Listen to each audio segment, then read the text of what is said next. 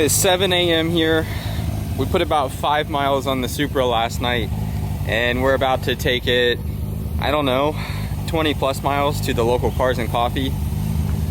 The car's not quite done, but hey, it is drivable. Got the hood closed on it. Don't have that side marker in, but for the most part it looks pretty good. Fingers crossed that we make it.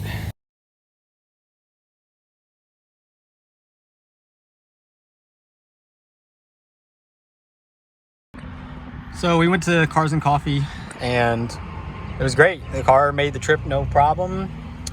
Went to leave Cars and Coffee, car would not turn over. Had to jump my starter relay and it fired up, so I guess the relay just decided to go bad, you know, whenever there's hundreds of people watching. And then as we're coming up the interstate, started smelling lots of gas. Luckily we're right by this exit. Pulled off, had a massive fuel leak up front. So I'm currently waiting on a tow truck.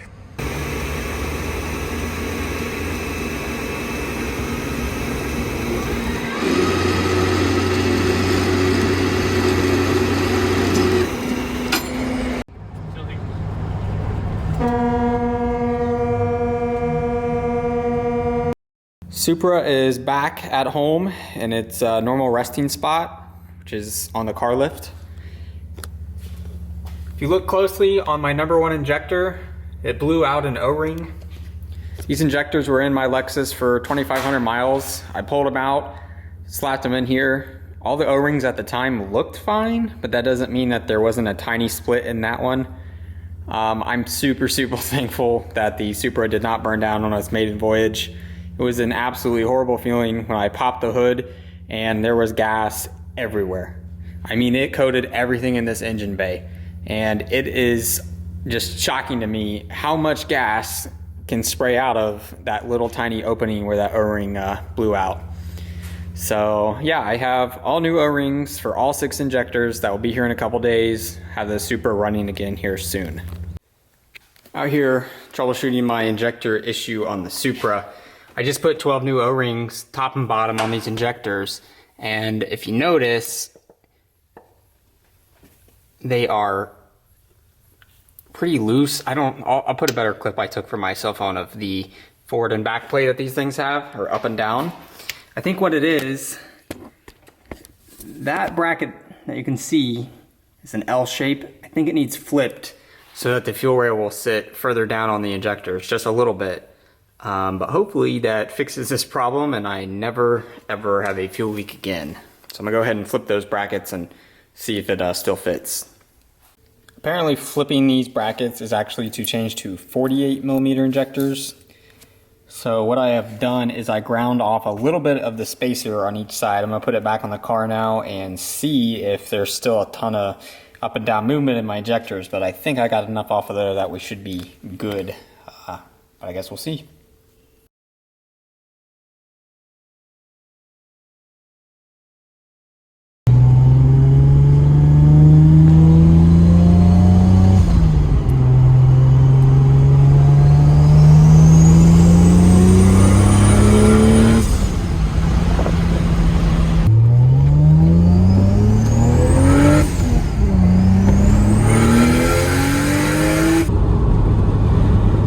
Well guys, I hope you can hear me.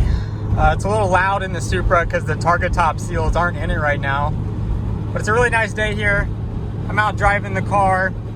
I have the tune pretty dialed in on 10 pounds of boost with this BorgWarner S257, which is my wastegate spring pressure. And the car rips. It honestly, I'm shocked how much power it feels like it's making for just 10 pounds. It will break the tires free, no problem, in second gear. I am gonna turn it up, but I'm gonna wait to turn it up. Probably enjoy the car for a while on 10 pounds, just make sure everything's cool with it, and then down the road, I think I'm gonna put the car on a dyno and turn it way up. So far so good. I don't have the tach hooked up. Apparently I need to modify my tach for it to work with the Infinity. But yeah, no major issues since Cars and Coffee.